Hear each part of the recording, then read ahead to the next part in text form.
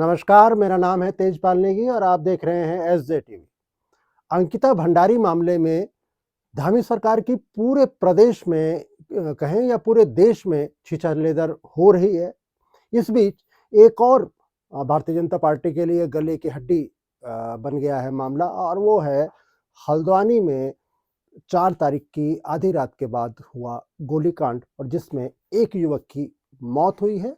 और इसमें जो मुख्य आरोपी है वो है भारतीय जनता पार्टी का मंडल उपाध्यक्ष और हल्द्वानी नगर निगम का पार्षद अमित बिष्ट उर्फ चिंटू। हालांकि चिंटू और उसके बेटे को पुलिस ने हिरासत में ले लिया है, लेकिन विपक्ष के तेवर भारतीय जनता पार्टी के लिए मुसीबत बन सकते हैं।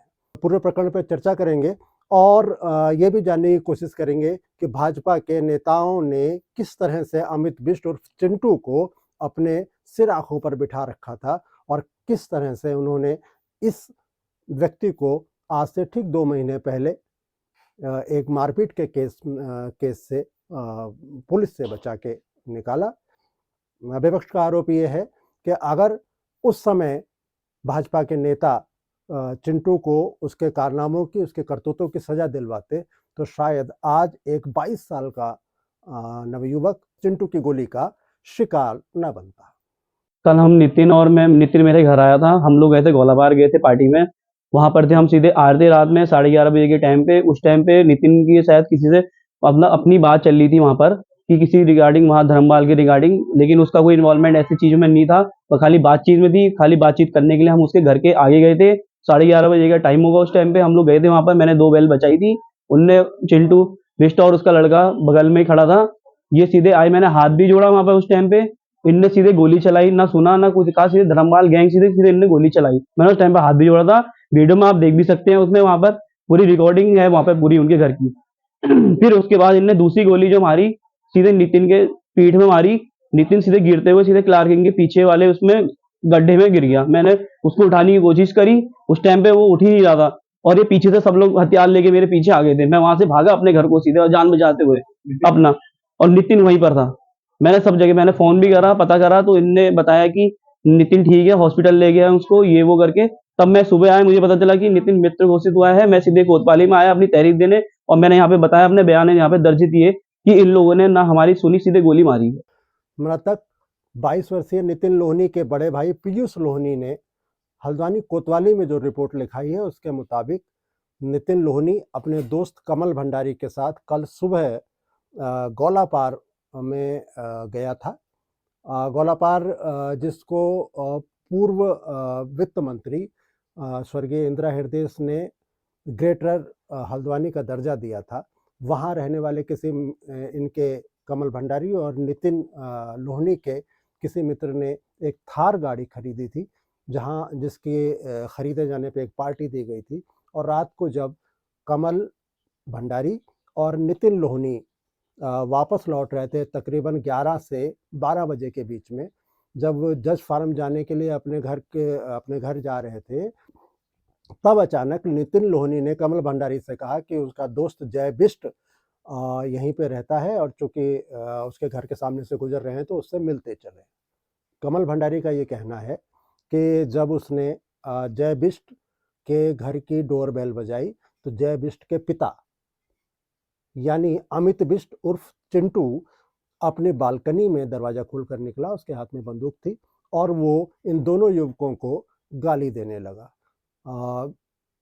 किस वजह से वो गाली दे रहे थे, इसका खुलासा करते समय कमल भंडारी ने यह भी बताया है, अमित बिष्ट उन पर धर्मवाल के गुंडे होने का आरोप लगा रहा था।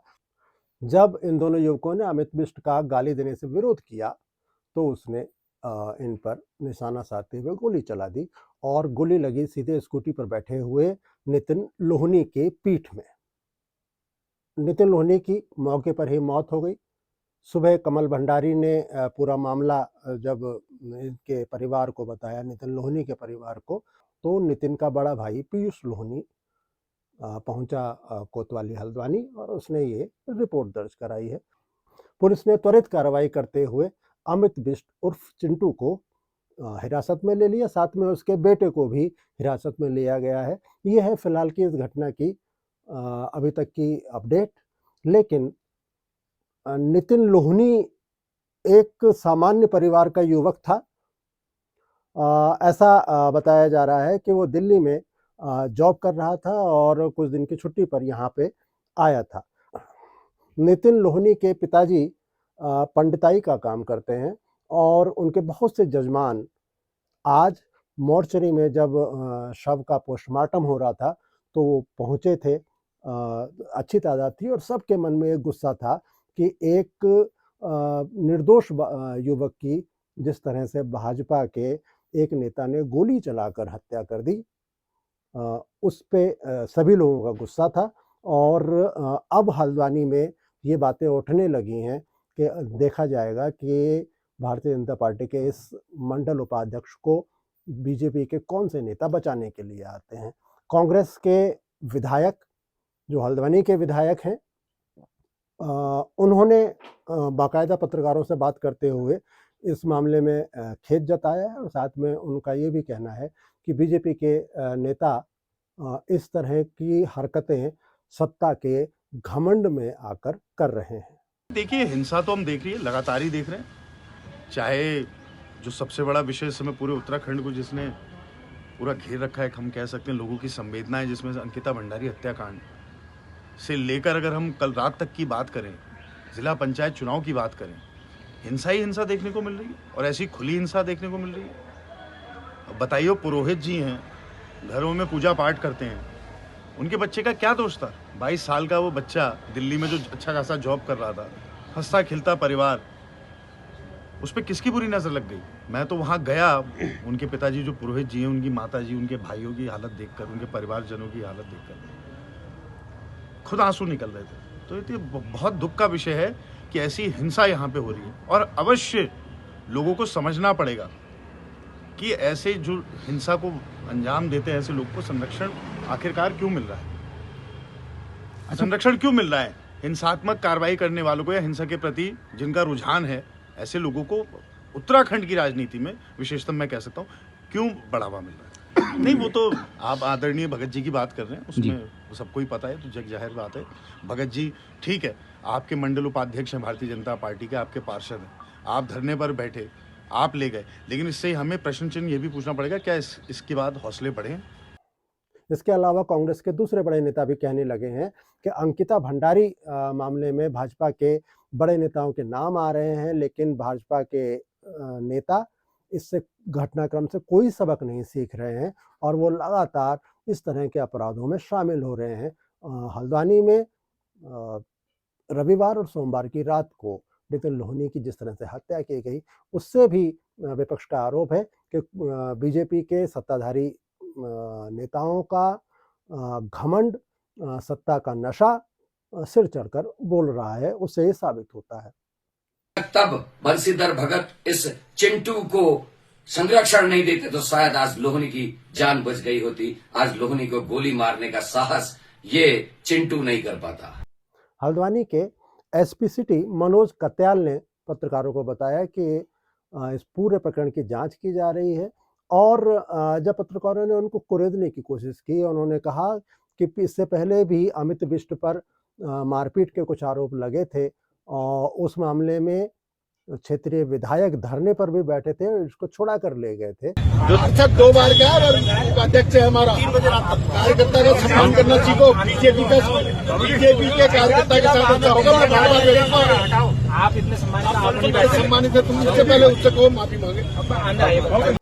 तब एसपी ने बताया कि इस मामले की देखते हैं कि इस मामले में अगर कुछ उस घटनाक्रम का भी जुड़ाव है तो वो भी देखा जाएगा। और दूसरी बात ये कि वो धर्मवाल कौन है जिसके गुंडे समझकर नितिन लोहनी की हत्या कर दी गई। पीयूष लोहनी की तरफ से एक तहरीर हमें प्राप्त हुई है, जो कि जज फार्म के निवासी हैं।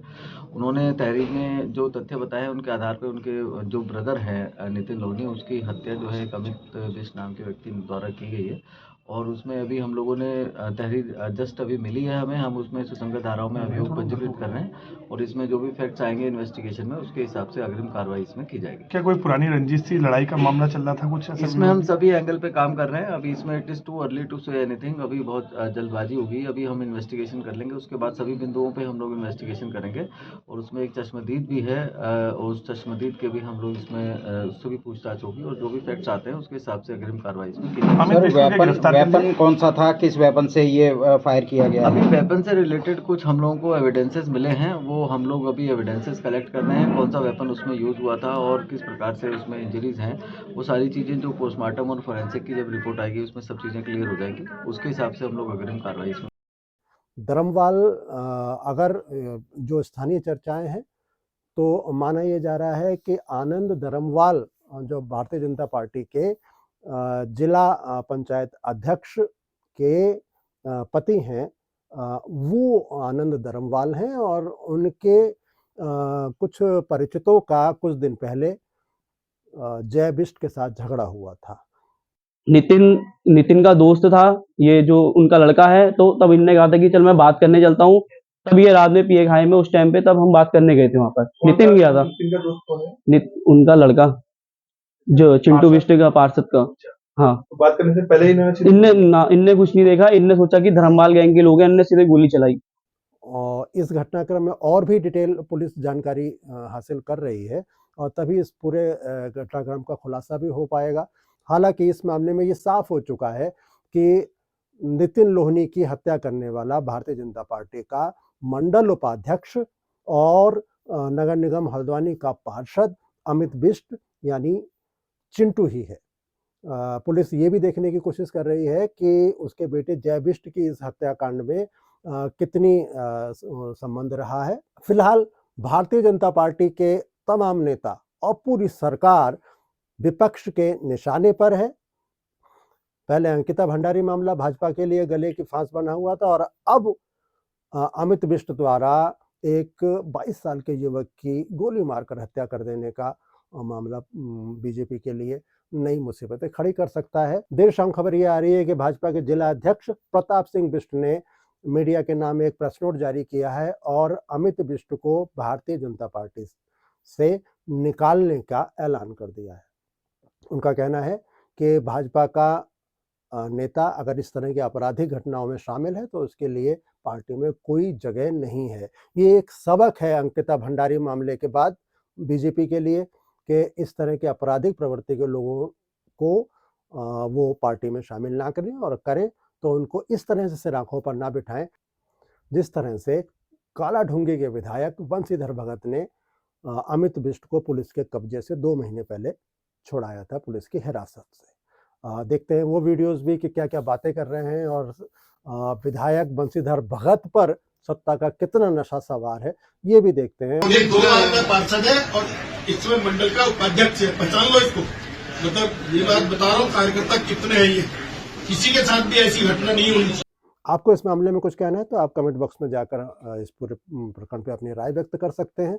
हमारे चैनल को सब्सक्राइब करें और इस घटनाक्रम की, इसके अलावा देश के और प्रदेश के जो दूसरे घटनाक्रम है उस पर हमारी टिप्पणियों के लिए आप हमें सब्सक्राइब कर सकते हैं। नमस्कार।